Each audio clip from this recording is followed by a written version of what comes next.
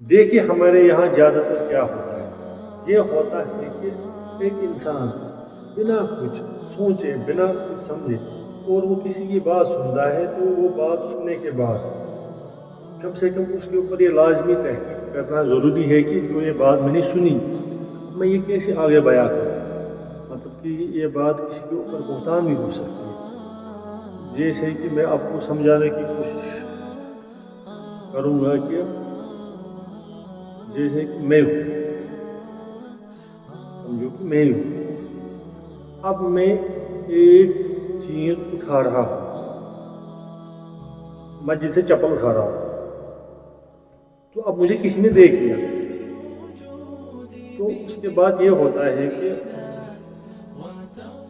کوئی شخص کہتا ہے کہ مسجد کی چپل پتہ نہیں کہاں گئی۔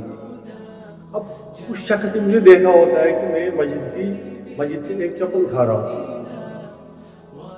پر جو اس شخص نے دیکھا اس نے وہ بالکل سچ دیکھا، میں نے مسجد سے چپل اٹھائی،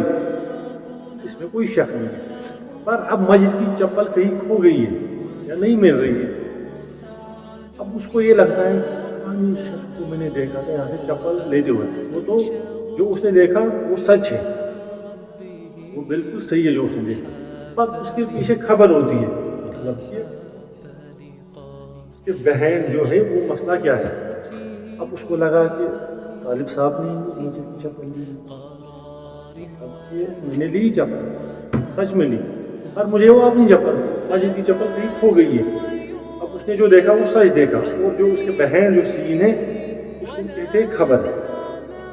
اس سے پہلے کہ وہ بات کسی کو کہے ہاں طالب صاحب نے یہاں سے چپل لی، بہتر یہ ہوتا کہ وہ مجھ سے آ کے کہتے آپ نے مسجد کی چپل لی، تو میں اس کو کہتا نہیں میری چپل کا یہاں پہ کھو گئی تھی، تو اس کا ایک تھا وہاں پہ اور دوسرا پیر نہیں تھا، میں جب گھر سے آیا نماز پڑھنے کے لیے ابھی تو میں نے وہ دونوں وہیں پہ پائے، میں نے اٹھائی، مسجد کی چپل کسی اور نے لی ہوگی یا کیا ہوا ہوگا اس کو پتہ نہیں، اس کو مجھے یہ ہو سکتا ہے۔ تو حدیث میں بھی یہ آتا ہے کہ کفا بالمرء کذبا ان یحدث ما سمع، مطلب کہ آدمی کے جھوٹا ہونے کے لیے تو یہی کافی ہے نا، تو ہر کوئی سنی بات آگے بیان کرے۔ اس سے ہمیں یہی پتہ چلتا ہے کہ ہمیں کسی کے اوپر کوئی بہتان یا کچھ بھی نہیں لگانا چاہیے، پوری تحقیق ہونی چاہیے۔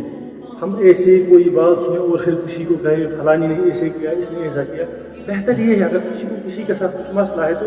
سیدھے جا کے اس کے ساتھ بات کرے، نہ کہ وہ کسی اور کو کہے اور وہ پھر اس کے جس کے اوپر وہ بہتان ڈالتے ہیں تو اس کا ثواب بھی جو بہتان ڈال رہا ہے، اب دیکھو وہ تو گناہ میں جا ہی رہا ہے، اور یہ کتنا سخت چیز یہ ہے کہ کسی کے اوپر بہتان لگائے، اس سے ہمیں بہت ہی مطلب کہ پرہیز کرنا چاہیے اور ان مسائلوں میں نہیں پڑھنا چاہیے۔ اور حدیث میں یہی لکھا ہے کہ ہمیں ہر کوئی بات جو کہ ہم آگے بیان کریں، بہتر اور اچھا یہ ہے کہ پہلے اس کی تحقیق ہمیں ہو، اس کے اوپر ہمیں پورا ہولڈ ہو، نہ کہ میں کسی کو دیکھوں یہ کرتے ہوئے تو مجھے لگوں گا یہی ہے، ایسا نہیں ہوتا ہے۔ ان چیزوں سے ہمیں پرہیز کرنی چاہیے، اور اللہ تعالیٰ سے یہی دعا ہے، اللہ تعالیٰ ہمیں یہی کہ اللہ تعالیٰ بھی قرآن کے اندر ہی فرماتے جس کے ساتھ اللہ تعالیٰ بھلائی کا ارادہ فرماتے تو مَن یُرِدُ اللّٰهُ خَیْرًا یُفَقِّهُ فِی الدِّین، اسے دین کی سمجھ دیتے ہیں اللہ تعالیٰ۔ اور جو کہ ہمارے استاد ہے، ہمارے بھائی ہے، ہمارے گورنمنٹ اور بچے چھوٹے چھوٹے ہیں، اللہ تعالیٰ انہیں بھی توفیق عطا فرمائے اور اپنے دین اللہ تعالیٰ کے دین کے اوپر چلنے کی توفیق عطا فرمائے اور ہدایت دے، اور ہمیں ان چیزوں سے بہت ہی انحراف رہنا چاہیے کہ ایسی چیزیں ہوں کہ جو کہ قابل قبول نہ ہو۔ باقی وسلام۔